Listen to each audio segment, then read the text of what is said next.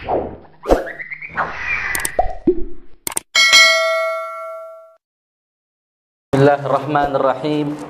Assalamualaikum warahmatullahi wabarakatuh. Alhamdulillahi mujibid da'awat, al-qail fi muhkamil ayatil bayyinat, wa likulli wijhatun huwa muwalliha fastabiqul khairat. Wassalatu wassalamu ala asyrafil makhluqat sayyidina wa maulana Muhammad, al-qail huffatin nar bisyahawat. Alhamdulillah, segala puji bagi Allah Subhanahu wa ta'ala yang telah bersama-sama mengumpulkan kita untuk mengamalkan apa yang Nabi Muhammad sallallahu alaihi wasallam katakan, Iqra'u ala mautakum Yasin, dan bacakanlah untuk orang-orang yang telah meninggal surah Yasin. Semoga Allah Subhanahu wa ta'ala menerima bacaan dan kiriman doa kita kepada almarhumah. Amin ya rabbal alamin. Salawat dan salam tak lupa kita haturkan kehadirat junjungan kita Sayyidana wa Maulana Muhammad, karena beliaulah semua keberkahan, semua kenikmatan kita dapat peroleh, sebagaimana apa yang Imam Syafi'i katakan, lam tumsi bina ni'matun zaharat wala batanat nilna miha hadzan fi dini wad dunya illa sayyidina Muhammadun sallallahu alaihi wasallam sababuha wal qa'id ila khairiha wa rusydiha. Tidak ada suatu kenikmatan pun yang kita peroleh, baik itu di dunia maupun di akhirat, baik kenikmatan itu nampak atau kenikmatan tersebut tidak nampak, kecuali Sayyidina Muhammad sallallahu alaihi wasallam yang membimbing, yang membawa kita kepada kenikmatan-kenikmatan tersebut. Yang saya hormati dan yang saya muliakan, anak-anak almarhumah, anak-anak Syarifah Buhaya Al-Idrus, wa fi muqaddimatihim nakhusuhum bidzikir Al-Habib Abdurrahman Al-Jufri dan saudara-saudaranya. Dan yang saya hormati dan yang saya muliakan, para habaib, para orang-orang tua kita, para asatidzah, para guru-guru saya, para hadirin dan para hadirat yang insyaallah dirahmati Allah Subhanahu wa taala. Amin ya rabbal alamin. Alhamdulillah para hadirin, kita memasuki hari ke-8 bulan Ramadan. Kita telah menjalankan ibadah puasa Ramadan, dan dalam menjalankan ibadah puasa Ramadan banyak sekali sunnah-sunnah yang diajarkan oleh baginda Nabi Muhammad sallallahu alaihi wasallam.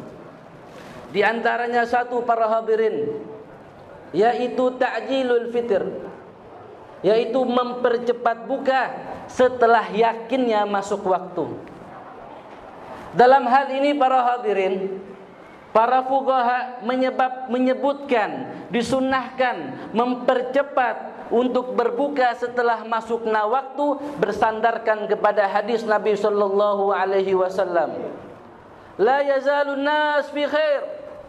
Manusia akan tetap berada dalam kebaikan ma'ajjalul fitr, selagi mereka mempercepat buka puasa mereka.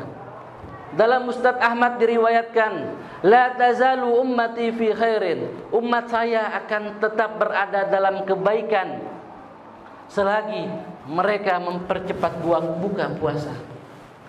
Para hadirin, dalam hal ini kita memperhatikan bahwa Nabi sallallahu alaihi wasallam mengaitkan sebuah kebaikan kepada sesuatu yang kita sukai, yaitu mempercepat buka puasa. Mungkin banyak dari kita yang bertanya-tanya, mengapa sebuah kebaikan itu disandarkan kepada sesuatu yang kita sukai? Semua dari kita para hadirin suka kepada cepat berbuka puasa. Dan Nabi mengatakan kita akan tetap berada pada kebaikan selagi kita cepat untuk berbuka puasa. Jika kita melihat dalam hal ini para hadirin, ibadah terbagi menjadi dua. Yang pertama adalah ibadah allati fihi kulfah, ibadah yang bertentangan dengan keinginan kita. Puasa menahan lapar, puasa juga menahan minum, bertentangan dengan keinginan kita. Menjalankannya kita diberikan pahala oleh Allah Subhanahu wa taala. Dan dalam memahami ibadah ini gampang. Kenapa? Jika kita memahami bahwa kita adalah hamba, kelak akan dikumpulkan di mahsyar. Kelak akan dikumpulkan di mahsyar, dihadapkan oleh Allah, dihadapkan di depan Allah Subhanahu wa taala, diminta pertanggungjawaban di depannya. Dan pilihan kita hanya surga dan neraka. Jika kita menyadari hakikat itu bahwa kita adalah hamba, maka kita akan meninggalkan semua keinginan kita untuk mengikuti keinginan Allah Subhanahu wa taala. Hal ini merupakan sesuatu yang gampang kita pahami. Namun bagaimana sesuatu yang bernama ibadatul farah? Ibadah yang sesuai dengan keinginan kita. Ibadah yang kita sukai, kita cintai, kita senang sesuai dengan nafsu kita, akan tetapi Allah berikan kita ganjaran pahala atas perilaku tersebut, atas ibadah tersebut. Wa min wara'i hadhil hikmah, di balik ini para hadirin, terdapat banyak sekali hikmah. Di antaranya, satu, para hadirin, segala sesuatu, banyak sesuatu Allah haramkan dari kita. Di antaranya adalah melihat kepada sesuatu yang bukan mahram kita. Melihat kepada perempuan asing, berzina, wal'iyadzubillah, Allah haramkan bagi kita. Melihat kepada perempuan yang bukan mahram, Allah haramkan bagi kita, Allah larang bagi kita. Namun di satu sisi Allah berikan jalan keluar, yaitu menikah. Artinya ketika kita menikah dengan niat Allah Subhanahu, dengan niat untuk beribadah, untuk mendekatkan diri kepada Allah Subhanahu wa taala, maka nafsu kita, jiwa kita akan terhalang, akan enggan, akan enggak mau melakukan sesuatu yang diharamkan oleh Allah Subhanahu wa taala. Tidur merupakan sesuatu yang kita sesuatu yang kita sukai, yang sesuai dengan keinginan kita. Namun para hadirin, jika kita tidur dengan niat untuk tagarrub, untuk mendekatkan diri kita kepada Allah, untuk kuat mencari nafkah buat anak dan saudara, untuk anak dan istri kita, maka kita akan diberi pahala. Jika segala sesuatu yang kita inginkan, kita niatkan untuk mendekatkan diri kepada Allah, untuk beribadah kepada Allah, maka nafsu kita dengan sendirinya akan enggan dan tidak mau melakukan sesuatu yang diharamkan oleh Allah Subhanahu wa taala. Itu merupakan salah satu hikmah daripada terciptanya, dijadikannya ibadatul farah, ibadah yang sesuai dengan keinginan kita. Kedua, para hadirin, ibadatul farah, ibadah yang sesuai dengan keinginan kita, akan membantu kita untuk melaksanakan, membantu kita untuk mengerjakan ibadah yang bertentangan dengan hawa nafsu kita. Sebagai contoh, para hadirin, seorang yang bekerja di sebuah perusahaan, ketika dia diberi tugas, kemudian di akhir bulan dia akan diberikan gaji oleh bosnya.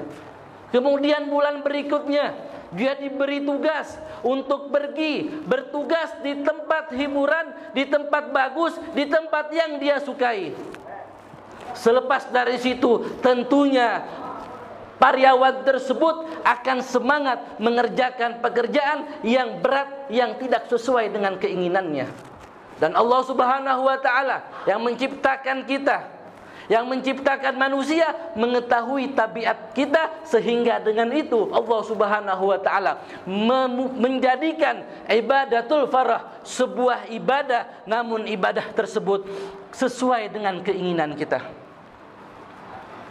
Yang ketiga, para hadirin, hikmahnya adalah at-taladzuz fil ibadah, merasakan nikmat dalam beribadah, dalam menjalankan ibadah yang bertentangan dengan nafsu kita, itu berat. Untuk bisa sampai merasakan nikmat beribadah yang bertentangan dengan nafsu kita, untuk bisa merasakan nikmat bangun di tengah malam, untuk bisa merasakan nikmat berpuasa di siang hari, untuk bisa merasakan nikmat sholat zuhur, sholat asar, dan kewajiban-kewajiban yang Allah telah berikan, itu butuh kepada juhud, butuh kepada perjuangan. Oleh kerana itu, seorang ulama mengatakan, ijtahadtu 20 sanah. Saya telah bersungguh-sungguh, telah bermujahadah untuk melawan hawa nafsu saya selama 20 tahun. Namun saya baru bisa merasakan kenikmatan setelah 20 tahun berikutnya. Untuk bisa merasakan nikmat ini, para hadirin, butuh kesungguhan, butuh mujahadatun nafas, yaitu olahraga jiwa. Namun Allah Subhanahu wa ta'ala dengan rahmatnya, dengan lutufnya, membuat ibadatul farah, yaitu ibadah yang sesuai dengan keinginan kita. Ketika kita menjalankan ibadah ini, ketika kita melaksanakan ibadah ini, kita merasakan nikmat, dan kita di saat di samping itu diberikan pahala, dan di samping itu juga berusaha mendekatkan diri kita kepada Allah Subhanahu wa ta'ala. Wa fi buti ahadikum sadaqah tazawwajul waludal wadud. Menikah, para hadirin, merupakan sesuatu yang disukai oleh manusia. Benar apa enggak? Benar apa enggak? Ketika kita melaksanakan ibadah tersebut, kita merasakan nikmat, artinya kita akan diberikan pahala ganjaran oleh Allah Subhanahu wa ta'ala. Karena kita melaksanakan ibadahnya, mendekatkan diri kepadanya, dan natamata, dan kita merasakan senang untuk mendekatkan diri kepadanya. Ada berbagai macam untuk beribadah, untuk ibadatul farah ini, para hadirin. Di antaranya adalah dengan senangnya dengan kelahiran Maulid Rasul sallallahu alaihi wasallam. Karena beliau adalah rahmat umat. Wa ma arsalnaka rahmatan lil alamin. Dan tidaklah kami mengutus kecuali untuk rahmat bagi semesta alam. A'linun nikah, umumkanlah nikah. Ketika kita hendak menikah, para hadirin, kemudian kita umumkan pernikahan tersebut di khalayak ramai, kita merasa senang, dan di saat itu juga kita merasakan at-taladzuz fil ibadah, merasa nikmat dalam beribadah. Wadribuhu bid-dufuf, dan araklah pengantin dengan rebana. Ketika kita memukul gendang untuk mengarak pengantin, kita merasa senang, dan kesenangan kita tersebut mendapatkan pahala di sisi Allah Subhanahu wa ta'ala. Dan banyak lagi, para hadirin, nikmat-nikmat, banyak sekali sunnah-sunnah dalam ibadah puasa Ramadan ini. Ada banyak sekali. Karena waktu kita tidak mencukupi, maka demikianlah apa yang dapat saya sampaikan. Semoga ada manfaatnya. Hadanallahu wa iyyakum ajma'in. Wallahul musta'an. Wassalamualaikum warahmatullahi wabarakatuh.